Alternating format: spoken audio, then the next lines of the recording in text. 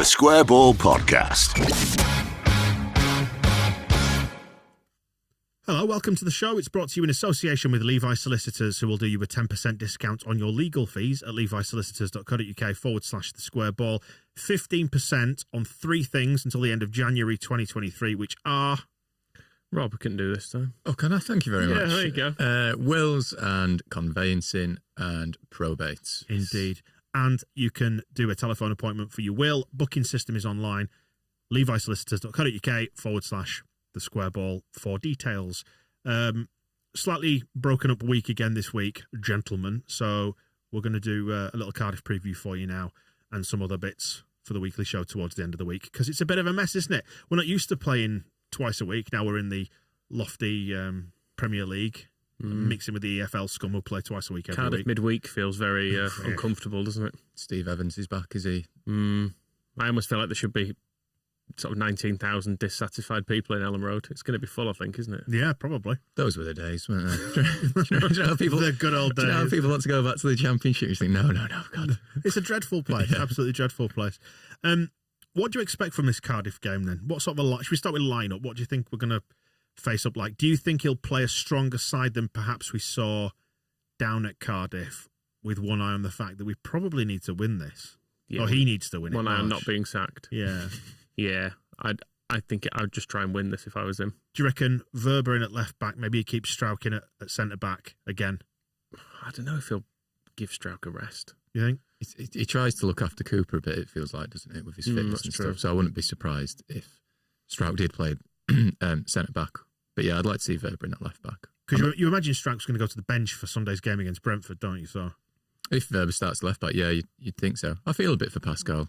It was a bit like this last season where he started off looking great and promising, and he just seemed to get dragged down by the state of the rest of the team a little bit. And by the end of the season, he looked like a bit of a nervous wreck. So I don't want that to happen to him this year. Yeah, I don't know, for someone who is quite physically imposing, he's a bit... I don't know, he seems like when he loses his confidence, he loses a lot of physicality. Like he gets a bit timid sometimes, does the big sexy timid pirate. He's a nervous lover, even though he's very sexy. So I'd give him a rest. I wonder if we might see Bamford start, because he got... Just look after him, please. Got half an hour the other night. Do you still get 5 subs in the FA Cup? You do, don't you? Yeah. Yeah. So maybe he gets half a game or something. Because if he's going to get some game time, I wouldn't mind seeing him start, because I feel like he's probably got a better chance of not injuring himself if he can have a proper warm-up. Yeah, that's interesting. I feel like this is where we went wrong last time with him. Just give him a few run-outs as a sub for a few weeks. It'll be fine. Rodrigo sort of changed the game, didn't he, when he came on against Cardiff? But if we are going to play a strong team, I actually wouldn't mind seeing Joffrey up front, just because whenever I see him play, it's always in like a rotated lineup, or he's a sub after we've changed a lot of the team anyway. And you always wonder, like, is he out of form or is he not getting the service? And maybe seeing him in like a stronger team, we'd kind of have that answer, I guess. Didn't you see him start at Cardiff? Yeah, but that was a change team, wasn't it? With Darko, JV and all that starting. We can start him against Cardiff. If he doesn't score, we'll send him straight on loan to League One, and that'll be the last we ever see of him. I've got a feeling he won't. I've got a feeling he'll be benched. Yeah, probably. Yeah, I think you might be right. Maybe they do Bamford and Rodrigo half a game each, something like that. Hopefully try and get it won with Bamford on the pitch, and then, Rodrigo off the bench, something like that. I mean, the forward who everyone wants to see is probably going to get paraded around on the turf before the game. In Jorginho Arruter. Yeah, can't play, can he? He's not allowed because he wasn't eligible for the first game. He wasn't signed by them, was he? As if we may have spent £30 million just to try and beat Cardiff, but we've been foiled. Firpo could start. He could, maybe. That was. He was good in that second half against Cardiff, but it did hurt a little bit in the following press conference to hear Jesse asked, "Is he a left back?" Come on, he's played all right. I mean, if there is a game to play him in, this is it, isn't it? Against a struggling Championship side. If you need to build, I don't know what it is with Firpo, whether he's any good or he's terrible or what. The signs point to him being not very good at this stage. But if ever he's going to try and play himself into form or get some sort of level to his game, this is the one, isn't it? It means we could give Verber a go centre back as well, which is his actual position. And on the right as well, I wonder if we'll give Ayling a rest as well, because he's not getting any younger. Maybe he'll need a bit of a rest. And actually, post the first Cardiff game, Jesse mentioned that we'd been pushing Rasmus as the attacking player, but then Firpo was more attacking second half, and that worked better. So maybe he might go for something like that. Rasmus sits back a bit on the right. Yeah, possibly. And he kind of is the one that forms the back three. That calming influence again of Diego Llorente at the back with his new contract. Oh, that new contract. You might as well make him work for it, aren't you? It's a shop window. Yeah. You might be right, though, actually, about pushing Verber back to centre half and maybe put him alongside Llorente, just somebody, just to calm him down, just to distract him with different noises, with whatever's going on in his head. Yeah, maybe. I wonder if Greenwood gets another start, potentially in midfield. Maybe give Rocker a rest in this one.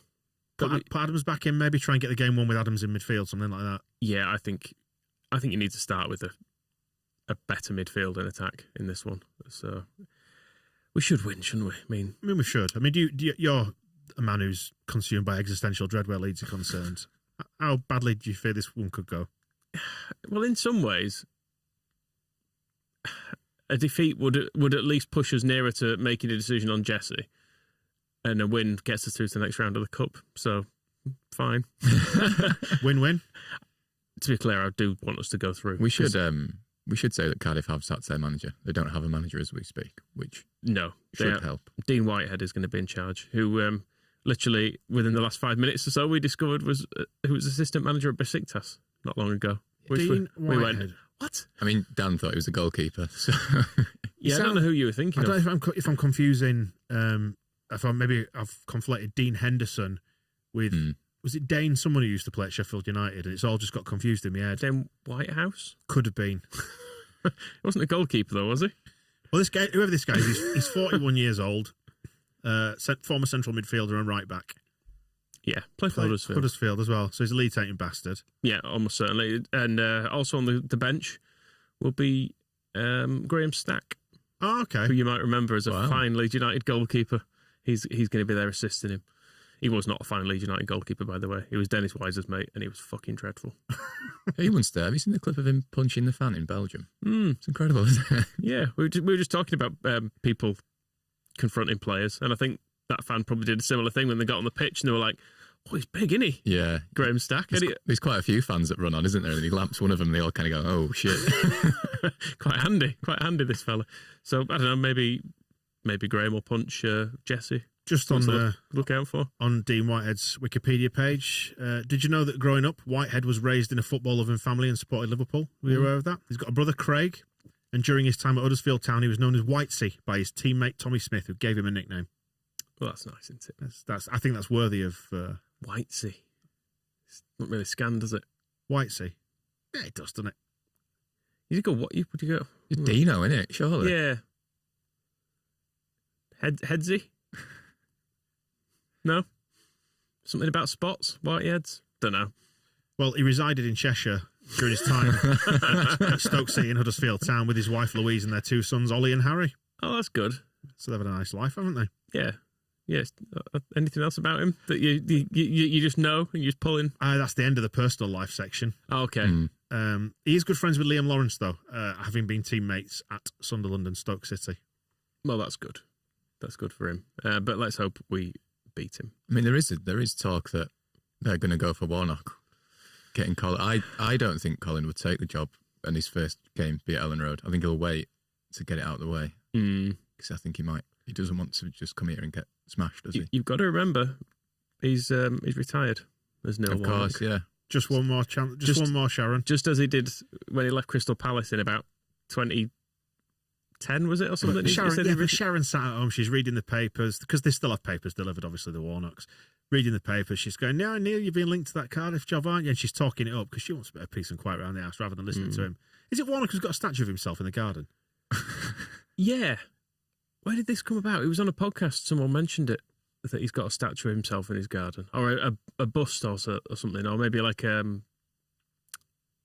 what would it be called if it's kind of flat but 3D, if you know what I mean, like a frieze? Yeah, something like that. I don't know what you describe it as, but yeah, he's got some sort of 3D picture of himself in the and I realise something can't be flat and 3D, like into a wall kind of thing, just his face popping out of it or something. As loathsome as he is, I'd quite like him to take the job in time, just because we need something to unite us behind Jesse. And I think Neil Warnock returning, even if he got into a bit of an argument on Twitch like that Fucking leave Jesse alone, Neil. Fuck off. Yeah, I think Warnock, he surely can't be getting another job, can he? And Cardiff. I saw another article actually on about who Cardiff could get as manager, and someone suggesting that it's Warnock till the end of the season with Sol Bamba as his assistant to take over in the summer. Which I think if Sol Bamba's managing anyone, it should be us, quite frankly. Yeah, that's more like a sitcom plot. Yeah. I hope he goes to live with him on the farm as well while he's doing it. Yeah, he's 2-1 favourite, isn't he? Jesus. Dean Whitehead he's in there. Dean Smith's in there. No one good. No one good at all. Sol Bamba 8-1 for the job. The fact that we're skirting around Warnock suggests we don't know that much about Cardiff anymore. Haven't we become Premier League pigs? Well, they changed all the team. We went through this last time, didn't we? We looked at the team and we were like, where are all the old bastards we used to know? I mean, genuinely, how much does the Championship feature in your sort of football conscious? I refuse to acknowledge it now we're out of it. It's so just terrifying. It brings back feelings of anxiety. I don't need it in my life. I see my scores app on a Tuesday and I'll be like, there's a full round of Championship games. How gauche. Awful. What an awful business. God, we had to live it for too long, didn't we? Well, let's have a look. They are 21st. 21st would be below the bottom of the Premier League. There are only 20 teams in the Premier League. Yeah. 24 in the EFL. Well, what would Jesse say about 21st? Not relegation. Half of the season to go. He needs to just reassure the Cardiff board. So what have you sacked him for? You're not in a relegation battle. You're doing well. I think they just drew with Wigan, who were bottom of the league, or were before they drew anyway. And Wigan scored in the 96th minute, which got Hudson the sack, which is a killer. Ouch, yeah. So they've played 27 in the league, won 7, drawn 8, lost 12, conceded. They don't concede that many goals compared to the teams around them, though. Only 30 so far. In the they don't score many either, unless it's the first half against Leeds United. Yeah, that's one thing we need to see, isn't it? We need to see a defensive improvement and not that shambles repeating. Because I tell you what, if they start getting chances of the same ilk that they had down there, there's going to be those grumblings are going to start. I'm going to go drag some cones across the exit to the car park and start shouting lad in people's faces. Come on, Jesse, lad. Do you think they're going to play maybe a weakened side to a certain extent? I'm chatting to Phil on the Phil Hay show on Monday. He was sort of saying he suspects they're not going to take this one all that seriously, not with the threat of relegation looming. I mean, because we're not obviously worried by that. They changed things against us in the first game, and it seemed to work a treat. So I don't know. Play the best team, maybe. Yeah, we'll just beat him. Let's just beat him. We can beat him. We should beat him. We might not beat him, but we should. No, we will. And it's funny, isn't it, that's the logical conclusion that anybody looking at this one would be drawn towards. And yet, you can't escape the fact we absolutely should beat them. I'm not. You don't have to make a case to me, but I believe it. Yeah, it's only because of Leeds stuff that I think that we might not. But we were better than them in the first game as well for the majority of it, because the first half had nothing in it particularly other than we just couldn't defend. So if we just defend a bit, then we'll win this game quite comfortably. Do we make Strout captain again? Probably not. Since he was so good before the game, as Jesse said. Maybe this is where the Tyler Adams scored twice on the weekend. I know. I've got the AFL on the brain, you see. Maybe this is where his captaincy reign starts. He lays down a marker. Maybe I'll just give it straight to Verba. He's been his captain before, hasn't he? Well, Rob, you sound confident of a victory. I think we should win, and we probably will. I think we're going to win. I don't think it'll be enjoyable, but I think we're going to win. That's my optimism. What if it is enjoyable, Michael? It might be. Think of, it was under Monk, wasn't it? There was that nothing sort of game against Norwich in the Cup. We won that, kick-started the season. I mean, Barnsley in the League Cup earlier this season was relatively enjoyable. Up to a point. We were dominant, even though we kind of struggled after we conceded that goal. That was fun, to be fair. Albeit, do you know who made that game fun? Sinistera. Mateus Click. Oh, yeah, he scored twice, didn't he? But yeah, is that where Sinistera kind of just cut inside and just put it in the net because he wanted to? Yeah. We need something like that. That was very Sinistera, just because they had quite a good start at Barnsley, and Sinistera scored that, and it was just like, look, that's way better than you. Yeah. Sorry. That was his breakout performance. That was it. Was his first proper game, wasn't it? Yeah, it was kind of back in your place, Barnsley.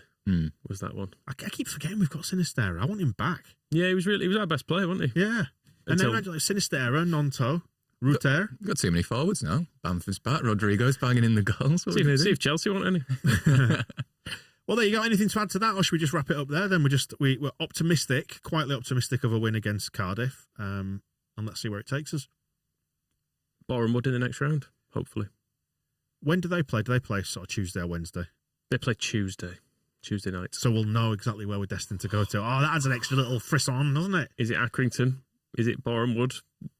Do we know where Boreham Wood is entirely? We did establish it's near Watford. Just head for Watford and ask for directions. Yeah, I think that's what the team coach will do. That's the easiest way. If they don't fly down in a PJ. Might go in a PJ, that's what they all do these days, isn't it? Yeah, I suppose so. You don't ever sound enthusiastic enough for me, Michael. But yeah, should be a decent crowd, shouldn't it? And we'll see how we get on. So that wraps it up, I think, for this time. And we'll return with a match ball Wednesday night. I mean, here's a question, actually. Do we have extra time and penalties, or is it just penalties? That's an exciting thing to find out. Because if it is extra time and penalties, this building, the alarm comes on at midnight. So we might end up doing a match ball from the car park. Perfect. We could still use the Wi-Fi, couldn't we? That's the thing. That's true, yeah, it's streamed off a phone. So look out for that. That's an exciting potential development through the week. We'll speak to you in a bit. The Square Ball Podcast.